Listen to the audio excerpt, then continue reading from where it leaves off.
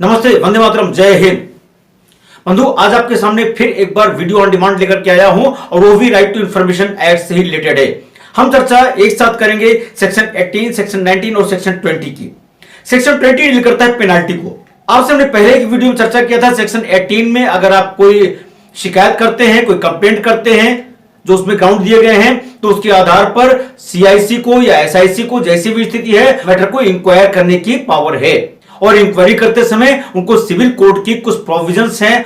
समन कर सकते हैं, साक्ष्य रूप में एफिडेविट स्वीकार कर सकते हैं, रिकॉर्ड को समन कर सकते हैं, अटेंडेंस को कंपेयर कर सकते हैं। इस तरह से कुछ प्रोविजंस है जो सेक्शन 18 में है। लेकिन सेक्शन 19 वह अपील को डील करती है।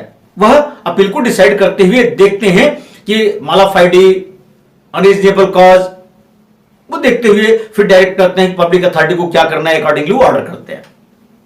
लेकिन मैं जो बात विशेष करने जा रहा हूं, सेक्शन 20 में बात करने जा रहा हूं, पेनल्टी को डील करती है। सेंट्रल इंफॉर्मेशन कमीशन या स्टेट इंफॉर्मेशन कमीशन, उन्हें यह अधिकार होता है दौरान सुनवाई अपील के या शिकायत की सुनवाई के दौरान कि वे मामले की इंक्वायरी कर सकें।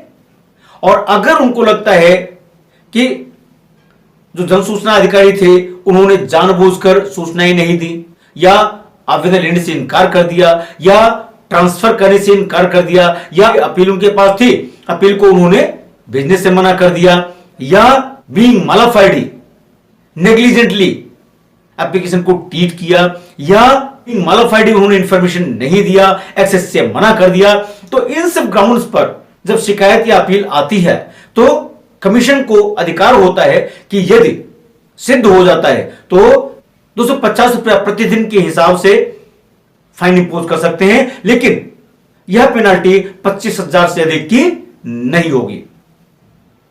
लेकिन यह सब करते हुए भी कई बार आपने देखा होगा कि स्टेट इंफॉर्मेशन कमीशन में जो बैठे हुए आयुक्त महोदय होते हैं, जाने अनजाने या जो भी स्थिति रहती है, वो नोटिस जारी करते हैं। और नोटिस जारी क्या करते हैं कि आप पर 250 रुपए प्रतिदिन के हिसाब से 25,000 रुपए का जुर्माना भी अधिरोपित किया जाता है। और फिर नीचे लिखते हैं कि दिनांक कितना को आप उपस्थित होकर बताएं कि विलंब क्यों हुआ या सूचना देने से मना क्यों किया। जो ऐसी भी स्थिति हो वैसा लिखते हैं वो। जब सेक्शन 20 को हम पढ़ते हैं तो उसका प्रोविजो क्लास भी हमको देखना पड़ेगा।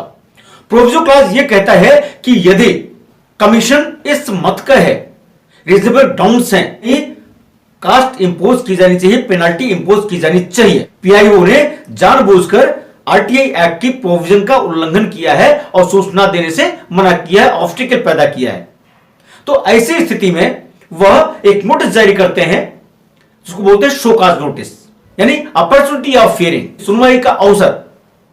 जब सुनवाई का अवसर उनको देते हैं कि अमुक ढंग से आपने इस आवेदन को ट्रीट किया है, क्यों ना आपके विरुद्ध 25,000 रुपए या जो भी धनराशि वो आरोपित करते हैं कि पेनाल्टी लगाई जाए।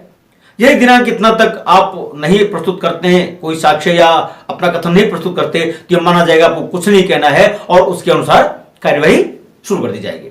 अब यहां पर दो बात है।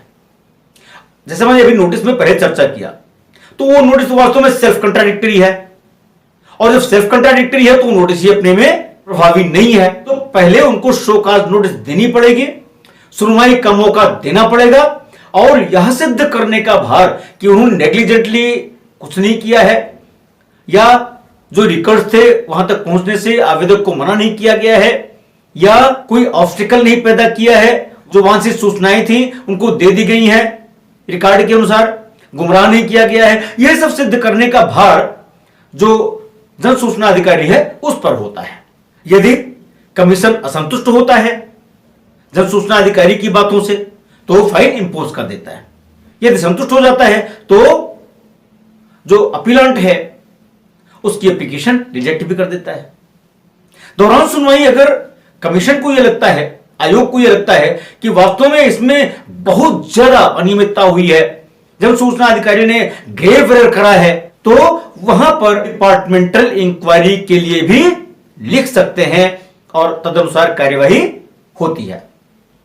मुझे लगता है विनोद जी की बात का उत्तर मिल गया होगा। आज की बात यहीं तक। अगले दिन फिर मिलेंगे नई बात के साथ, नई चर्चा के साथ। लेकिन हाँ, अगर आपने अभी तक हमारे चैनल को सब्सक्राइब नहीं किया या सब्सक्राइब करने से वंचित रह गए हैं, कोई और कारण था, तो कृपया चैनल को बिना देख के सब्सक्राइब करें और लोगों को भी बताएं, शेयर करें, ताकि वो भी जानकारी लेकर सशक्त बन सकें और आरटीआई का इंप्लीमेंटेशन ठीक ढंग से करवा सकें। अकाउंटेबिलिटी, ट्रांसपेरेंसी जो डेमोक्रेटिक कंट्री के लिए बहुत जरूरी होता है। बहुत बहुत धन्यवाद। वंदे मातरम। जय हिंद।